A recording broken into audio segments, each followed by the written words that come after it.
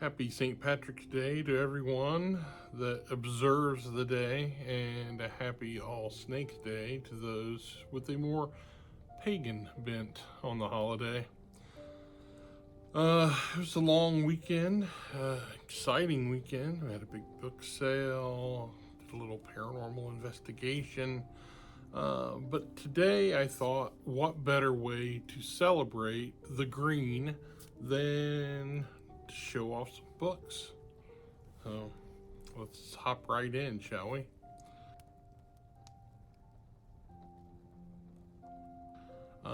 First, and this is the way my brain is cooking now.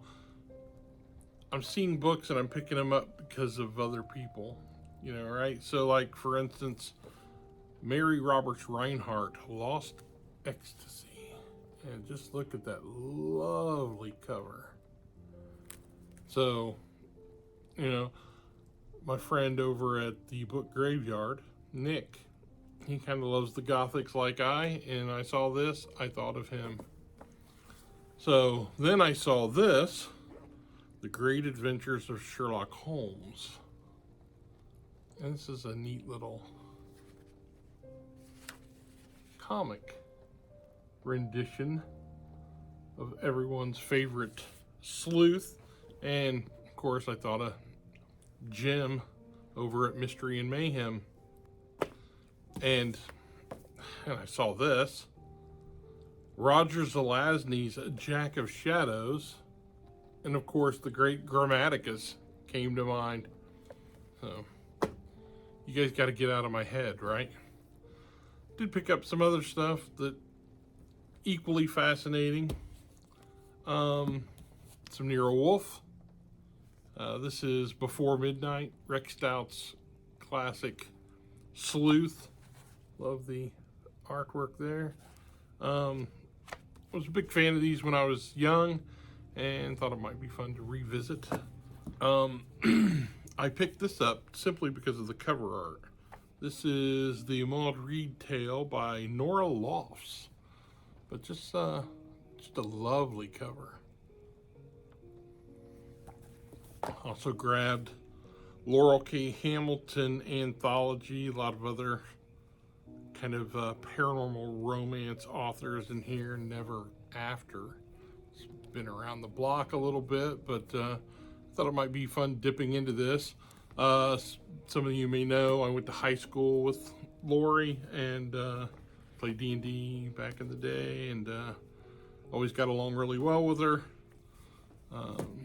She's a few years older, so yeah, we actually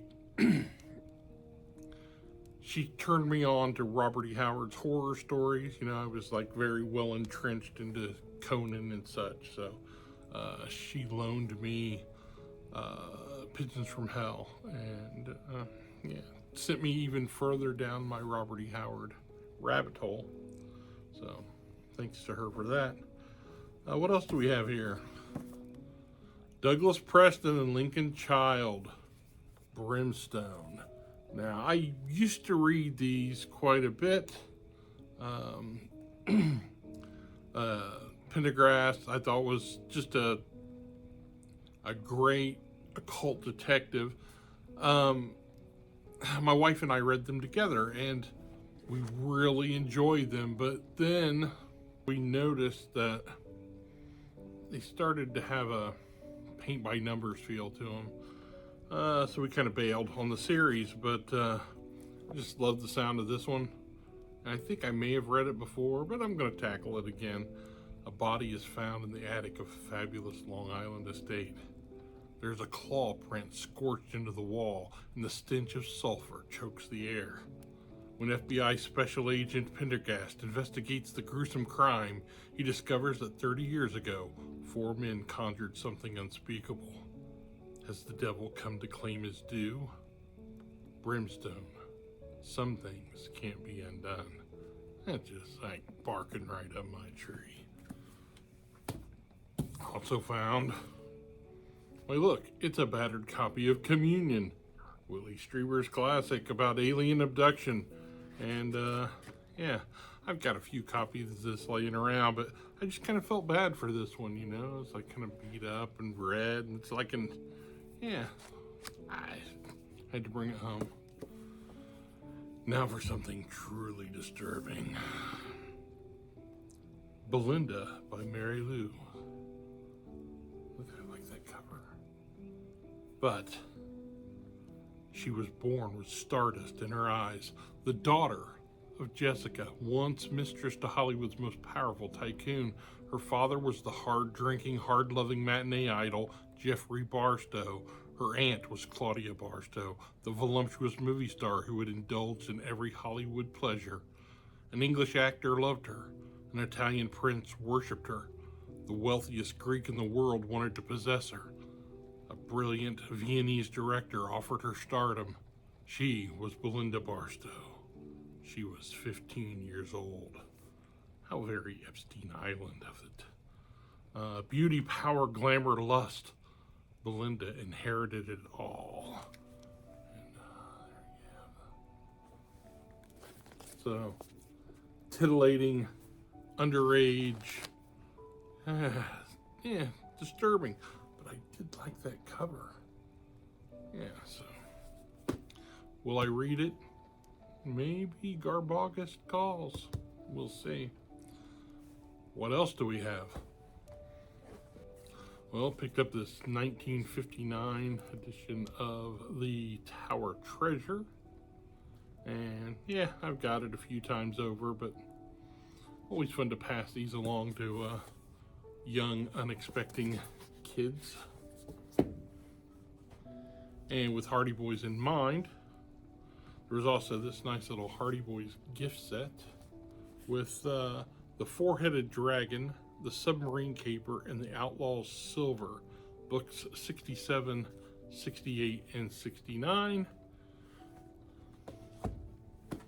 Let's get a little more serious. Brian Greene's The Fabric of the Cosmos. I enjoy reading physics and cosmology and the like on occasion, and deepens my broader understanding of the universe. So I did enjoy The Elegant Universe, and so thought this might be a fun little deep dive. When I was a kid, teen I should say, I was a big fan of The Doors and Jim Morrison, and here was a bio I've not read. Break on through. This one is by James Riordan and Jeremy Prochnicki.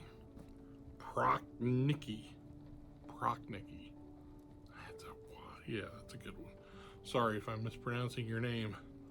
Jerry ranks as the most objective, thorough, and professional Morrison biography yet, according to the New York Times Book Review. So we'll see.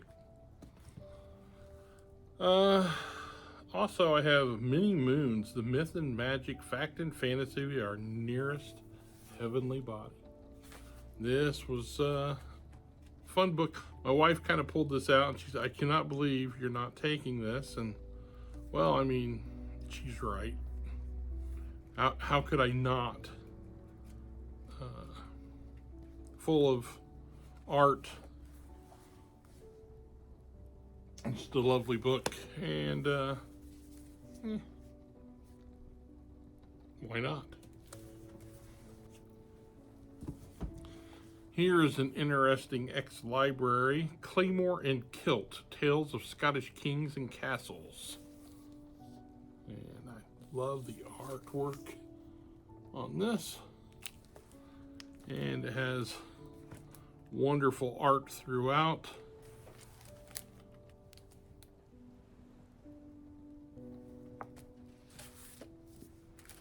Love Scottish history, Scottish myths and legends. So, wonderful little edition. Also picked up this Hans Christian Andersen collection of fairy tales. Been around the block a little bit. You know, it's the appeal of it. Another fun book. Medieval and modern history. Well, this book came out in 1919, so maybe not so modern.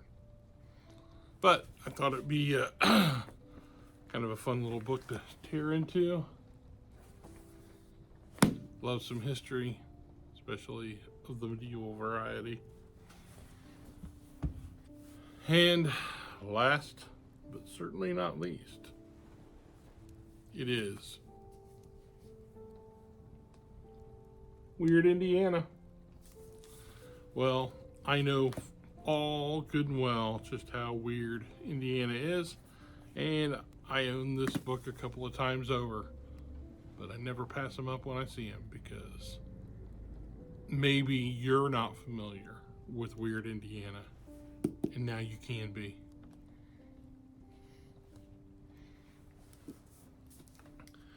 And there you have it. A St. Patrick's Day, All Snakes Day book haul.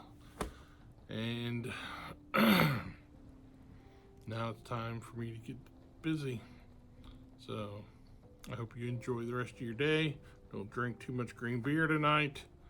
You will not appreciate what it does to you in the morning.